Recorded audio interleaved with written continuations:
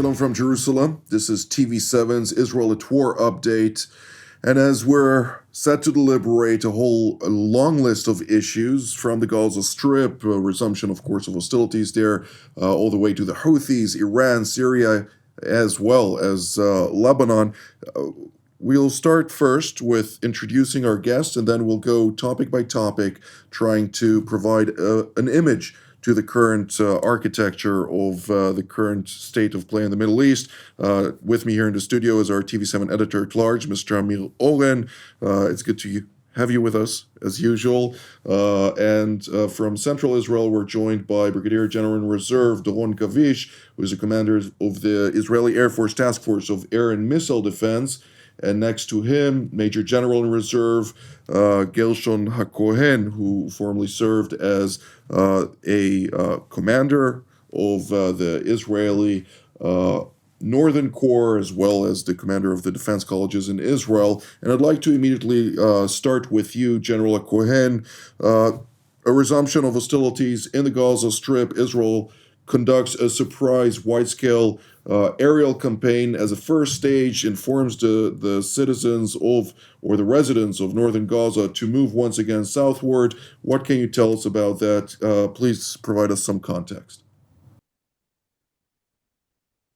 In a way, it was a process of something that was known before, not absolutely deterministic, but well declared that Israel cannot really contain the situations that Hamas succeeded to survive as a regime and as a military power, well equipped, that succeeded to resurrect and to recruit again warriors, terrorists we can call them, more than 20,000 well equipped. This is a threat. More than that, it was published yesterday by IDF spokesman, but also it was known for more than a month that Hamas preparing a new surprise attack against Israel, like what happened in 7th of October.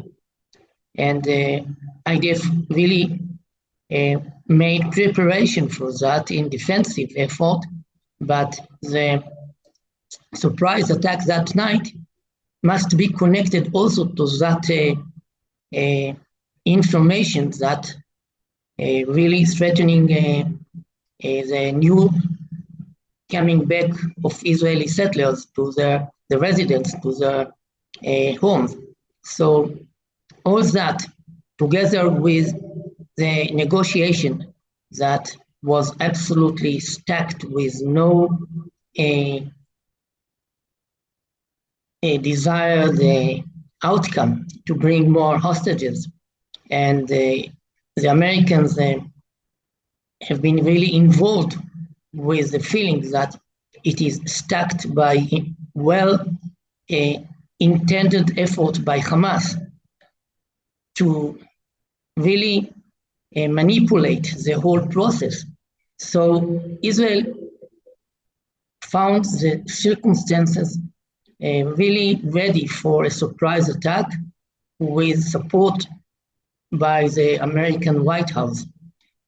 All that effort was well prepared before the replacement of Chief of Staff. They've been prepared more than months by Herzi Halevi, and of course, the new Chief of Staff took that plans, they changed them according to his understanding, and they've been well prepared without a pressure upon the government, upon the cabinet, to do that immediately. They really declared that they can give all time to the negotiation. They are prepared, and the decision is in the table of the cabinet, the political level, not the IDF really decided to do that immediately that night. But it happened, and we are really blessing that it will bring the desired outcome.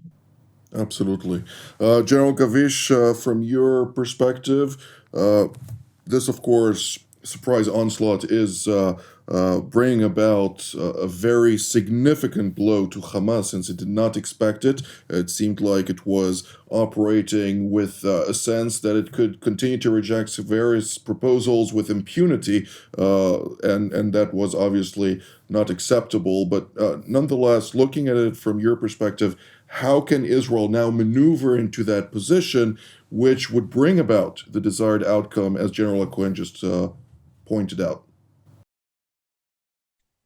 This is of course a big question. There are two ways of looking at it. I would say within Israel, some of the Israelis are saying that we must go for a deal with Hamas to bring back the hostages. This is our what is morally is being expected from us, and Hamas will stay there. We'll deal with him later. There are others who are saying that we are in a point with the Hamas, that the Hamas should be continuously pressed. The Hamas should understand that Israel is serious about its intentions, and this would be the best way of bringing back the hostages. So, I think that we are in between those way of looking at things, and days would say, days would tell if this attack, what would be the outcomes of it, where it is going to. I mean, we are just on the beginning of course, that Israel is not revealing all its plans according to the Gaza Strip. So I think that basically we should wait and see and hope that it would work for us, that the pressure upon the Hamas would bring them to this point, that they would understand that we are serious. Of course, that when you combine it with the spirit that is coming from the White House, this is also something that, of course, is very helpful to Israel, and also, even what is happening in Yemen, the Hamas and others seeing that the United States, they are on the offensive and they are initiating attacks and they are serious about it. This is also something that is relevant for the deterrence and for the decision making that would be done within the Hamas. We would see the stages being, the stage is there, and let's see where it is taking us. Absolutely. Mr. Owen? Up to now, as long as this is only an aerial campaign, this operation is reminiscent of Operation Pillar of Defense of late 2012. At that time, the Israeli maneuver forces were ready to enter Gaza upon being ordered to, but the negotiations regarding the ceasefire were complete because the Morsi government of the Muslim Brotherhood was in power in Egypt, and they had influence over Hamas. Right now, of course, it's a different situation. At that time, there were no Israeli hostages. The one Israeli hostage, Gilad Shalit, was released a year earlier. Right now, what is happening is that Israel has changed its doctrine. Up until October the 7th, Israel did not act to preempt a force buildup.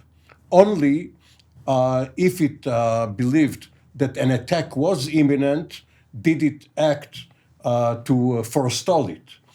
Now, there is a combination regarding what General Cohen said, that there were plans by Hamas not only to build up its force, but also to launch an attack.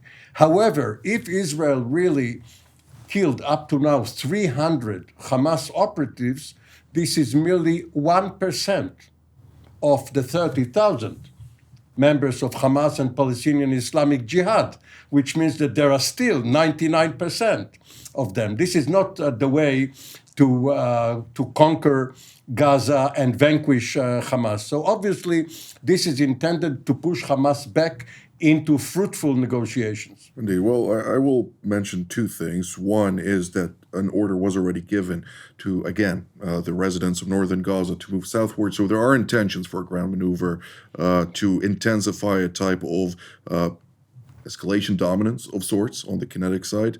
And the second thing, it seems like Hamas is one of the most sophisticated militaries in the world these days, since its capacity to provide a accurate battle damage assessment so quickly after an Israeli operation is astounding. Even the United States and Israel don't have those capabilities. So maybe we can learn a thing or two about how they do those things and provide the death tolls and casualties. You mean information operations? Right. Their information of or disinformation in this context with the help of the Qatari engine, Al Jazeera, and others, which are then blatantly taken by Western media outlets, is just astounding to me. But nonetheless, I'd like to move to our next sector, and that is the Houthis in Yemen are being pounded by the United States of America. U.S. President Donald Trump has now established a new equation in which any attack from the Houthis will be regarded from this point onward, that was yesterday, that is,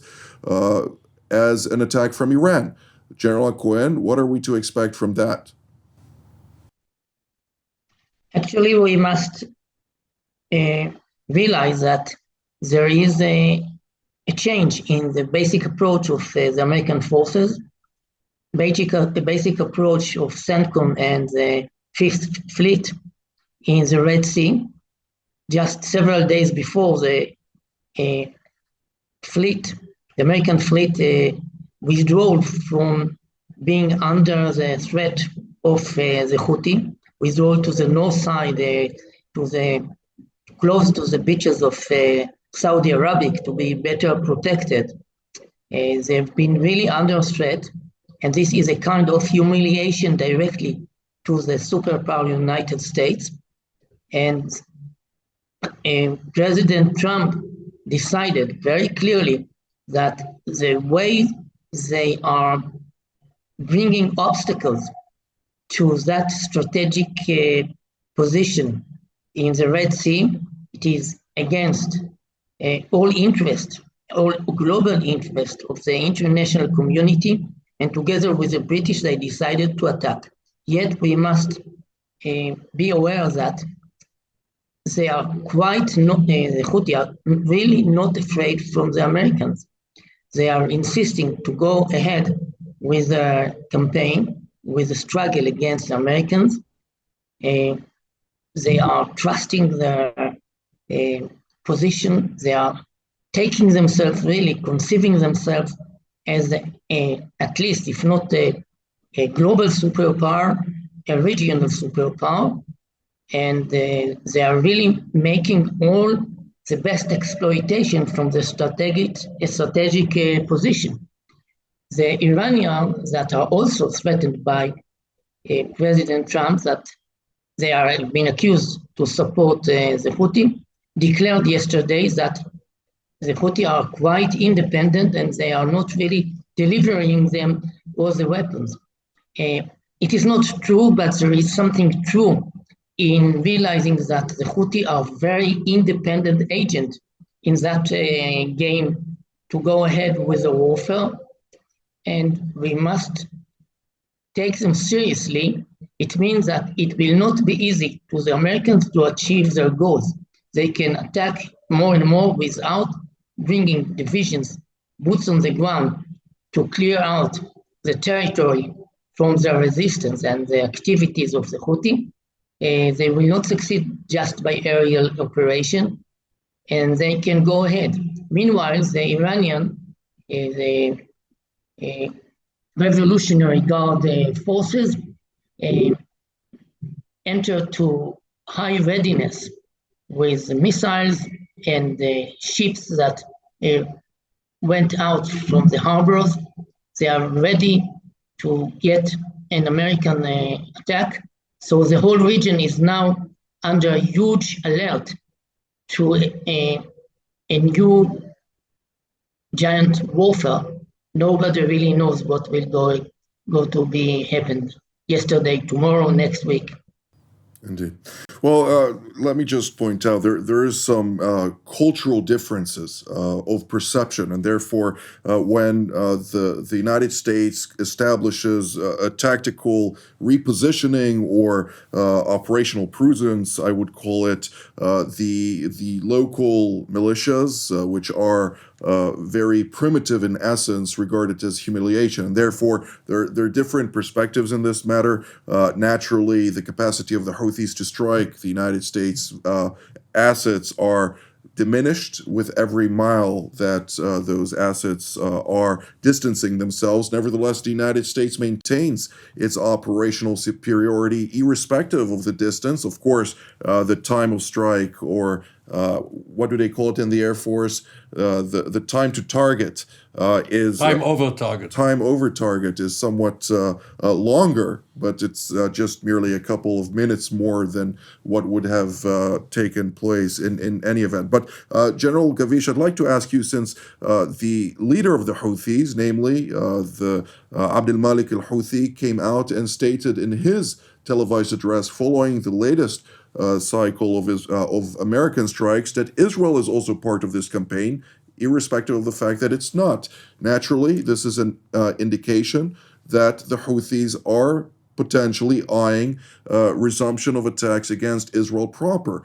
You, as the commander of the Israeli Air Force Task Force for Air and Missile Defense, in collaboration, of course, with CENTCOM, have long prepared for this matters. What can you tell us about that, and to what degree will Israel become deliberate in its activities, also offensively, in the event that something of sorts will evolve into a direct confrontation? Well, Jonathan, I think we should really start, and I'll go back to your question with the different strategy that we are seeing from the United States, and what exactly it means to the region and more for that. And I think that General Cohen talked about what it means with regard to the Houthis, and of course there's with the tail. But I think that once the United States is changing its strategy, and we see it now in the offensive, this is also a signal to the Arab states in the Mediterranean that we are here. United States is here. If someone was a bit concerned about will United States would be there for the countries in the Mediterranean, and the answer is yes. And the yes is even stronger now. So I think this is a huge signal to of course, to Saudi, to Egypt, to Jordan, to others. We have to remember that 10% of the naval shipment is going through the Suez Canal. And now it is not happening. This is what used to happen in the past. And the ones that are really suffering more than anyone else, economically wise, are the Egyptians, are the Jordanians, some of the Saudis. So this is very important, I think, signal. The other signal, of course, is to the Iranians and others, and to Russia and China. So I think that, you know, when United States is doing something, it is not only the concrete attack on the Houthis. This is a whole spectrum of applications and signaling to everyone. And I think this is really something super important, something that we didn't see as much as in the past. And this administration is not only talking, is also doing.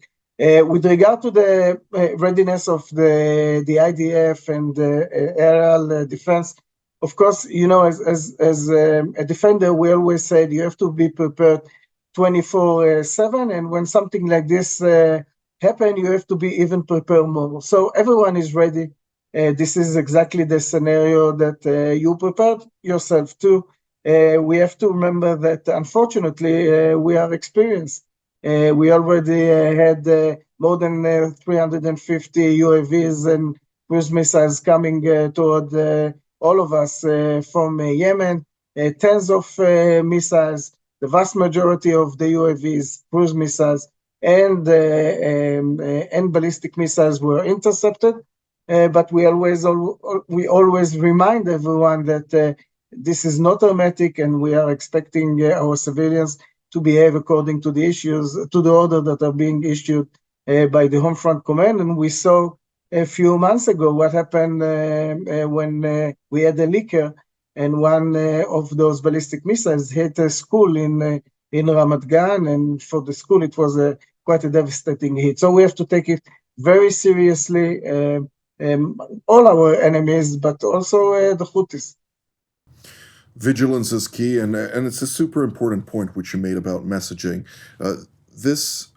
These activities by the United States of America signal not only the region here in the Middle East, but they also signal Taiwan, Japan, South Korea, Australia, Europe for that matter. The United States does not stand idly by, and irrespective of various rhetorics coming around, it is standing firm in pursuit of freedom of navigation in the high seas, something that is, of course, an international interest.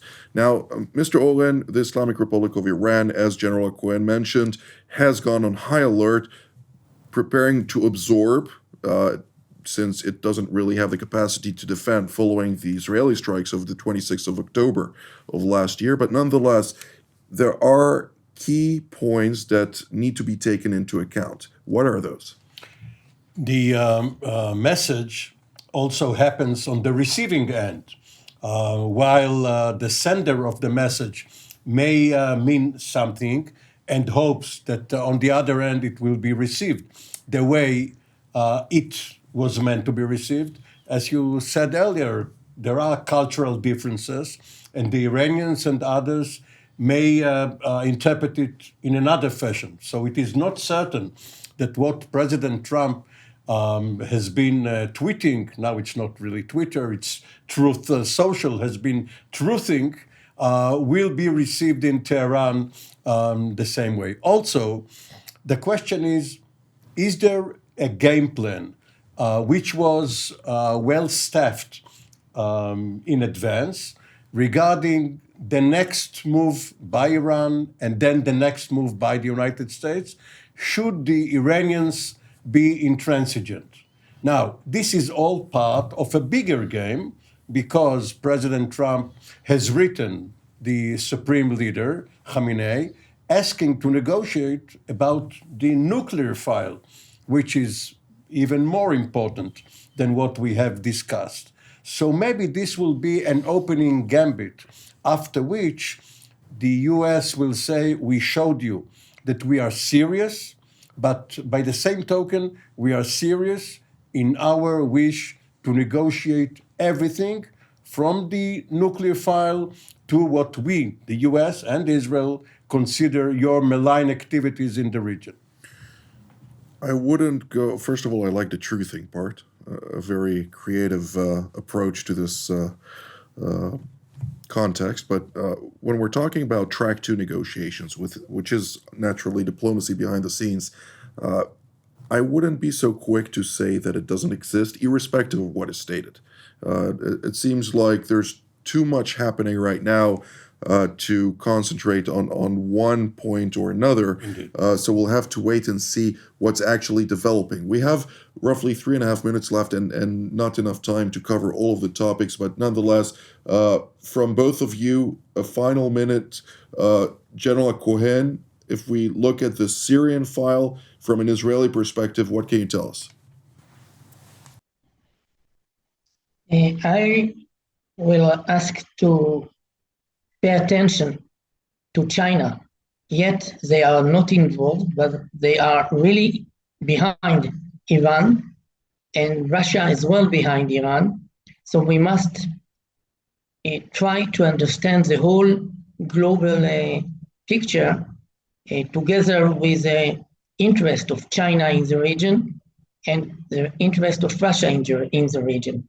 So the picture is now quite complicated, much more than before.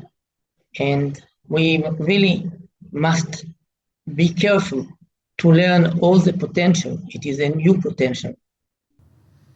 And with Syria in particular, if you have still 35 seconds to touch on that, Israel has launched an aerial strike against munitions in the southern Dir'a governorate.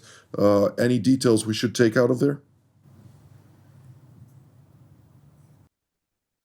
Israel is now in a position that we are waiting to the emerging outcome.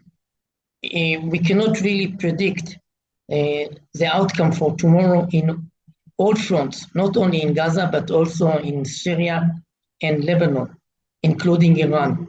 So we are in a position of trying to understand the whole development in the region. Once again, I would use the word prudence and enforcing the red line. You know that farmers sometimes find it hard to distinguish between snakes and rubber hoses in the fields. So out of caution, they shoot even at rubber hoses before they become snakes. Indeed. Well, General Gavish?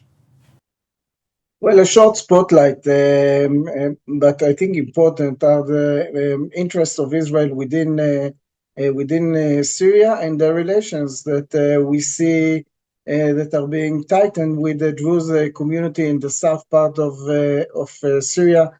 I think this is something super important for Israel, of course, also for them, but for the security of Israel, that the south part of Israel of Syria with the Druze over there. I think this is very important, and I would like to highlight this one. Indeed. And a point that I would like to highlight is, of course, there was the donor conference in Europe for Syria. Naturally, the Caesar Act of the United States is still in force, so how exactly do they intend to divert that money? There is another question.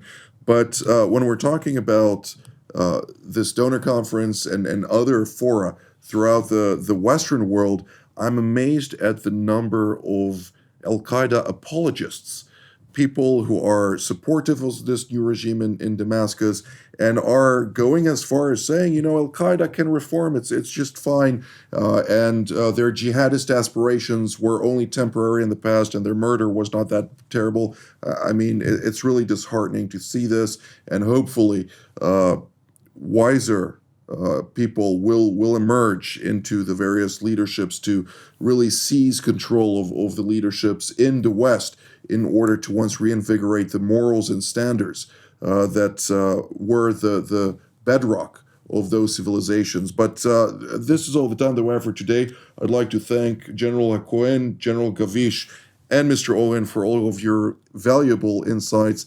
And I'd like to thank all of you at home as well. Until our next update from here in Jerusalem. Shalom.